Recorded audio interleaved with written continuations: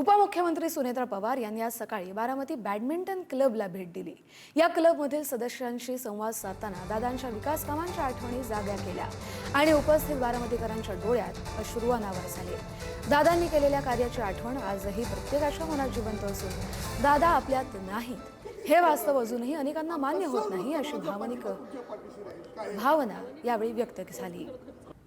तुमच्याशिवाय काही करू शकणार नाही कोणीच। तुमचा पाठिंबा असेल तरच आम्ही पूर्ण ताकदीने तुमच्या पाठीमागे आहोत साहेब, पूर्ण ताकदीने तुमच्या पाठीमागे आहोत। आम्ही तुम्हाला कदापि सोडणार नाही, कधी सोडणार नाही। तुम्हाला ज्या माणसाने आमच्यासाठी पूर्ण आयुष्य वेचलं त्या व्यक्तीसाठी आम्ही तुम्हाला कधीच सोडणार नाही। आमचा सर्व तरुणाचा पाठिंबा तुमच्या पाठीशी राहील कायम। भावनिक म्हणून नाही, खरोखर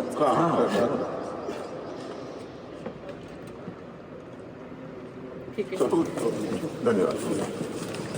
बारामतीकरांनी सगळ्यात नेहमी प्रत्येक ठिकाणी विक्रम केलेले आहेत। तुमच्यावर अवलंबून आहे सगळं। नक्कीच होईल, नक्कीच। आम्ही माळेगावकर पण 100% तुमच्या पाठीशी सगळे झाले प्रत्येक बारामतीकरांना, इथला असेल बाहेर असणारा असेल कुठलाही असेल।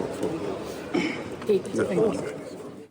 तर उपमुख्यमंत्री सुनेत्रा पवार यांनी आज बारामती स्पोर्ट्स क्लब परिसरातून जात असताना मॉर्निंग वॉकसाठी आलेल्या महिलांनी त्यांना थांबवत मन मोकळा संवाद साधला। यावेळी महिलांनी लोकनेते स्वर्गीय अजितदादा यांना बारामतीमध्ये केलेल्या विकास कामांची आठवण करून देत जशी सोन्याची जेजुरी प्रसिद्ध आहे तशीच बारामती दादांनी घडवली आणि आम्हीही बारामती जपणार असा ठाम विश्वास व्यक्त केला।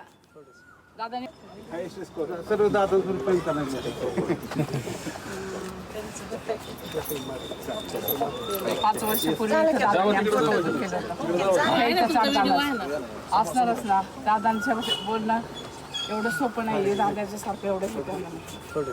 दादांनी मला हात देऊन वरती घेतलं, काम चालू होतं। ऊन वारा पाऊस काहीच नाही, दादांनी एवढं सण केलेलं आहे। एवढं दादांनी ह्या मातीचं सोनं केलंय। आज या इथं लोक उतारा आणून टाकायचे, इतकी बेकारी होती या रस्त्यावर। नको असं इथं तर सर्व दादा